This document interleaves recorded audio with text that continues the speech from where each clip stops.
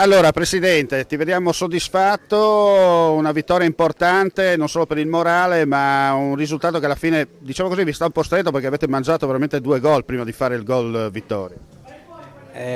Allora, parto dal pubblico che secondo me è spettacolare. Oggi è una giornata veramente bella, dopo tanti anni un derby così ci voleva. Sono felice e sicuro perché abbiamo vinto, un primo tempo un po' dico normale perché c'era un po' di tensione sicuramente, quindi non è stato un bel primo tempo, anche se ci sono state azioni di qua e di là, però al secondo tempo forse abbiamo dimostrato qualcosa in più, siamo riusciti a far gol con Volas e abbiamo portato a casa i 3 punti. Sicuramente sono soddisfatto, non posso dire di no, però credetemi, vivere questa bella situazione in un pubblico con 250 persone e un terzo tempo sicuramente doc fa molto piacere, questo è il bello del calcio dei dilettanti. Alla fine avete sofferto però, no? Quei 6 minuti di recupero. Sì, ma è giusto così perché ho visto una bella Cremonese strutturata bene, complimenti al mister e alla società perché hanno una bella squadra, al di là del risultato dove oggi faccio festa io e non posso dire di no perché insomma sono contento della vittoria, però ho visto una bella Cremonese. Terminata 1-0 come 45 anni fa, l'ultimo incontro. Sì, effettivamente è proprio così, quella volta aveva segnato Ninino in semi rovesciata, oggi l'ha segnata Volas e 1-0 per noi. Se dovesse succedere quello che è successo 30 anni fa, là andiamo a perdere 1-0. Allora, mister, partiamo dall'ultimo, cosa è successo? Io non accetto di essere insultato dai dirigenti della squadra avversaria. Già al primo tempo, al secondo, alla fine, ci sta la tensione e tutto, ma bisogna essere educati. A fine partita sono andato a dirgli che non deve permettersi di insultare. Io sono il mister, devo parlare perché dirigo una squadra, lui è un dirigente, deve stare zitto, punto.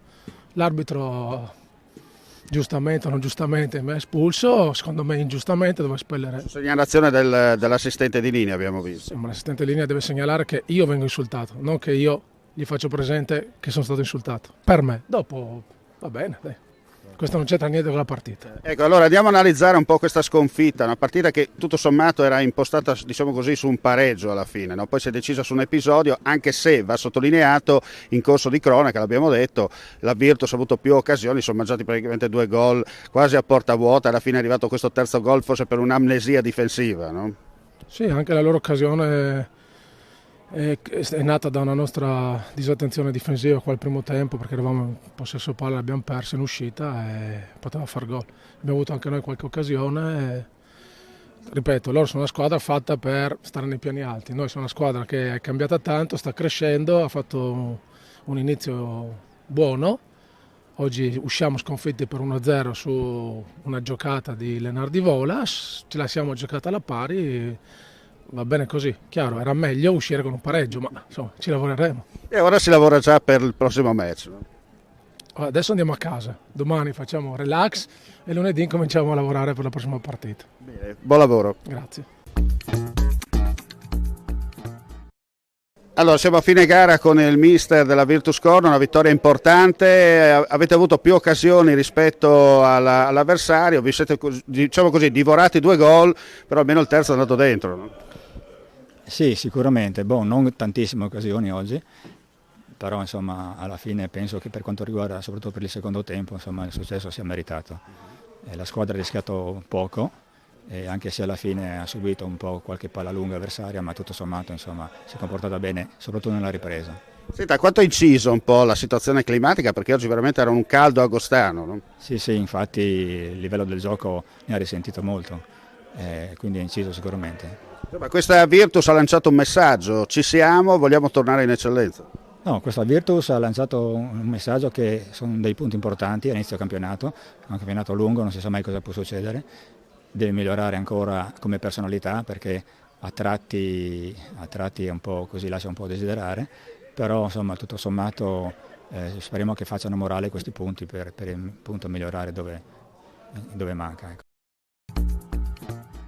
Non potevamo non sentire 2 parole da parte del primo cittadino di Corno di Rosazzo, Daniele Moschioni, per questa importante vittoria della Virtus, soprattutto un derby, quello degli Udrio che torna dopo 47 anni. No? Infatti questa è una giornata storica, non nascondo la mia emozione oggi, alle 2:30 mi sembrava di essere in campo a me, infatti sono arrivato per la prima volta 10 minuti, un quarto d'ora prima al campo, però secondo me è stata una grande giornata di sport, dove le squadre si sono rispettate, non è successo niente neanche sugli spalti, anzi, e qua siamo adesso nel chiosco a bere tutti assieme, questa è la vittoria dello sport, la vittoria del calcio in questo caso. È andata bene oggi che ha vinto il Corno, però devo dire che la Cormonese secondo me è una bella squadra dirà la sua in questo campionato difficile di promozione. Grazie.